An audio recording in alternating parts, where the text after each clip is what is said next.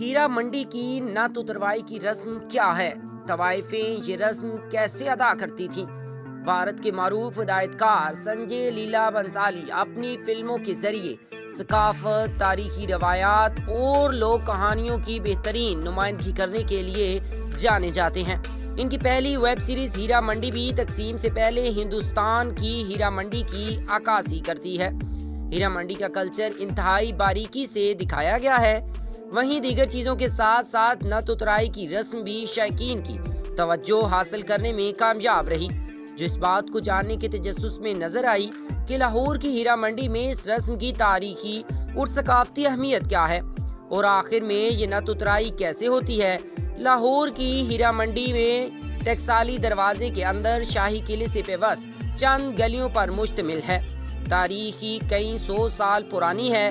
1580 میں جب لاہور کا قلعہ تعمیر ہوا تو 7 جوڑ سے علاقے میں پہلے تو خدمتگاروں کی رہائش گاہیں بنی، اور پھر آہستہ آہستہ دربار سے منسلک طوائف اس جگہ آباد ہونے لگیں اور یہ شاہی محلہ کہلانے لگا۔ سکھ دور سے اسے ہیرا منڈی کا نام ملا، پھر انگریز دور میں یہ شاہی محلہ آہستہ آہستہ بازار حسن کے نام سے منسوب ہوتا چلا گیا۔ دربار سے وابستہ طوائفیں پیشہ ور فنکار ہوا کرتی تھیں، جنہیں اٹھتے بیٹھتے، بات چیت کرتے، زبان و بیان، شعر و شاعری، موسیقی اور رقص کی باقاعدہ تربیت ہوا کرتی تھی۔ نعت اترائی رسم طوائفوں کے پیشے کا اہم حصہ تھی۔ نعت اترائی کی رسم محل میں موجود کنواری لڑکی کے لیے منعقد کی جاتی تھی۔ اس تقریب کے بعد لڑکی کو اس نواب سے منسوب کر دیا جاتا تھا جو اس کے حسن پر سب سے زیادہ بولی لگاتا تھا۔ سیریز میں بھی دکھایا جاتا ہے کہ ملکہ جان اپنی بیٹی عالم زیب کی نعت اتروائی کروانے کی خواہاں ہیں، اور اس کے لیے وہ بہت خوش نظر آتی ہیں، کیونکہ ہیرا منڈی کی ہر عورت کو بیگم بننے کے لیے اس عمل سے گزرنا پڑتا ہے۔ ہیرا منڈی کی نعت اترائی کی تقریب بہت بڑے پیمانے پر منعقد کی جاتی ہے، جس کے لیے سارے شہر سے بڑے بڑے رئیس اور نواب زادے بلائے جاتے ہیں۔